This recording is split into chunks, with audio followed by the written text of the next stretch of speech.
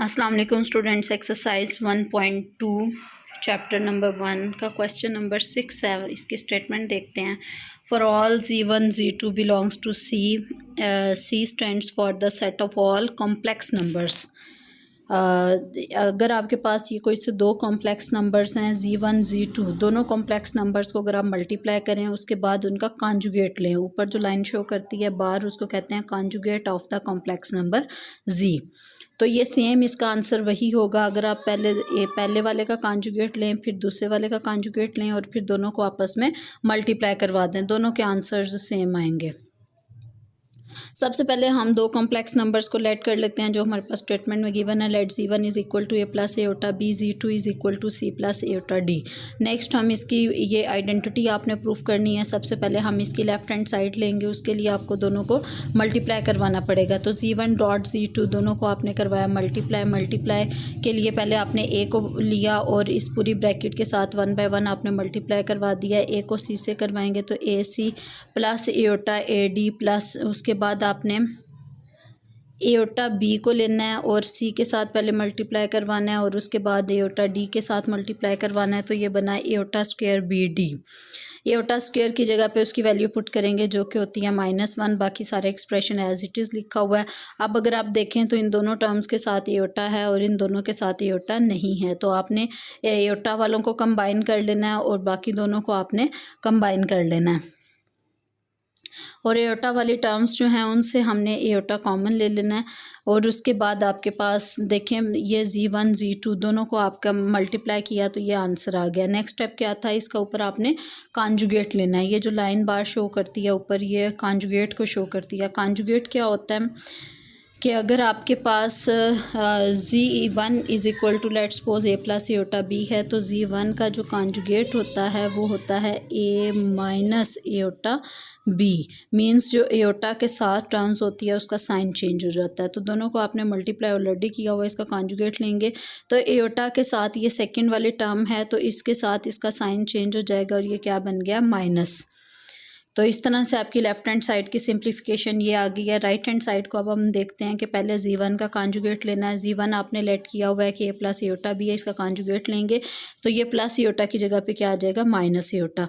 उसके बाद आपने Z2 लेट किया हुआ है C प्लस एओटा D, इसका कॉन्जुगेट लेंगे तो प्लस एओटा D की जगह पे क्या आ जाएगा माइनस एओटा D। दोनों कॉन्जुगेट्स को आपस में अब हम मल्टीप्लाई करवाएंगे।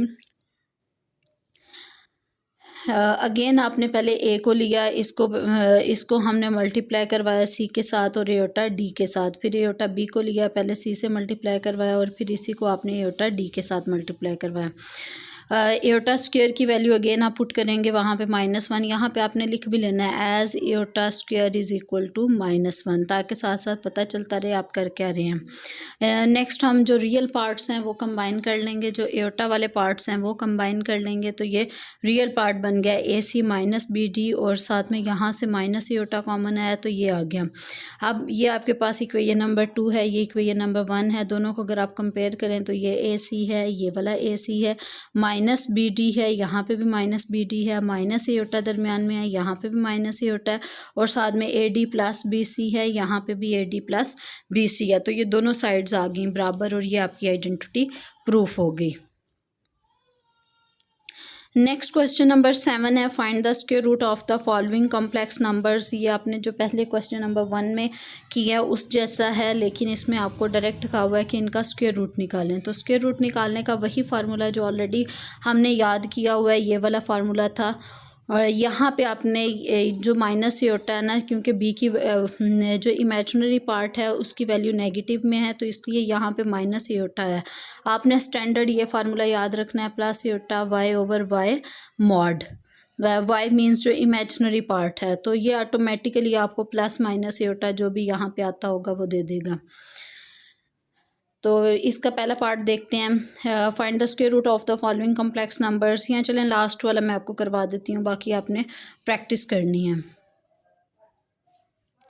फर्स्ट के बाद लास्ट वाला करवा देती हूँ। फर्स्ट देखते हैं, we have this complex number -7 -24 iota. पहला जो काम है वो आपने इसको स्टैंडर्ड कॉम्प्लेक्स नंबर्स के साथ कंपेयर करना है। तो x की जगह पे -7 है वो लिख दिया, y की जगह पे क्या है -24 वो लिख दिया। दूसरा y की वैल्यू नेगेटिव है। उसके बाद अगला काम क्या है आपका जी मॉड कैलकुलेट करना। वो होता है रियल पार्ट का स्क्वायर प्लस इमेजिनरी पार्ट का स्क्वायर और होल स्क्वायर रूट, वो बना 25। नेक्स्ट हम क्या करेंगे कि b की वैल्यू नेगेटिव है तो यहाँ पे माइनस एयोटा आ जाएगा। इसके बाद आपने जी मॉड की जगह पे 25 पुट कर देना है, प्लस x की जगह पे x की वैल्यू माइनस में है वो पुट कर दी। उसके बाद अगेन जी मॉड और साथ में माइनस x पुट किया, इसको सिंप्लीफाई किया, बाहर प्लस माइनस ऑलरेडी चलता हुआ आ रहा है तो इस तरह से इसकी ये दो वैल्यूज़ आ जाएंगी। तो यही आपके पास कॉम्प्लेक्स नंबर का स्क्वायर रूट है। इसका लास्ट पार्ट भी देख लेते हैं, दरमियान वाले दोनों पार्ट्स आप खुद करेंगे। फोर्थ पार्ट है जी आपके पास कॉम्प्लेक्स नंबर ये वाला है, इसको standard complex number Z is equal to a plus iota b के साथ कंपेयर किया। a की वैल्यू क्या आ जाएगी 119 और b की वैल्यू एयोटा के साथ जो मौजूद है वो है 120। b की वैल्यू पॉजिटिव है ये भी आपने देख लिया। उसके बाद जी मॉड कैलकुलेट करेंगे जो कि है रियल पार्ट का स्क्वायर प्लस इमेजिनरी पार्ट का स्क्वायर रूट, फिर स्क्वायर रूट लिया, पहले इनकी जगह पे इनकी वैल्यूज़ पुट कर दी, फिर स्क्वेयरिंग की, उसके बाद प्लस किया, ये आंसर आ गया। फाइनली आपने स्क्वायर रूट लिया तो ये आ गया 169।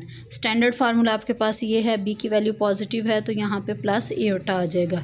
जी मॉड बाहर प्लस माइनस है, जी मॉड को आपने 169 से रिप्लेस कर दिया और जो रियल पार्ट है वो है 119, यहाँ पे 119 लिख दिया। अगेन जी मॉड को 169 से रिप्लेस किया।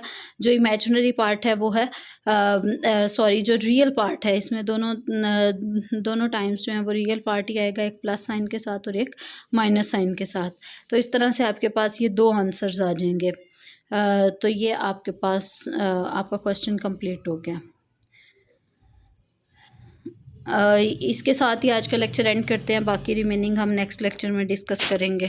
ठीक है, इसको आपने अच्छे तरीके से प्रैक्टिस करनी है। कोई आपका क्वेश्चन हो आपने पूछ लेना है या फिर उसको एटलीस्ट अंडरलाइन कर लें ताकि जब भी हमारी डिस्कशन हो, कोई कुछ लेक्चर हम ऑनलाइन भी रखा करेंगे उस पर हम फिर डिस्कस कर लेंगे। आप फ़िलहाल उसको नोट डाउन करते रहें।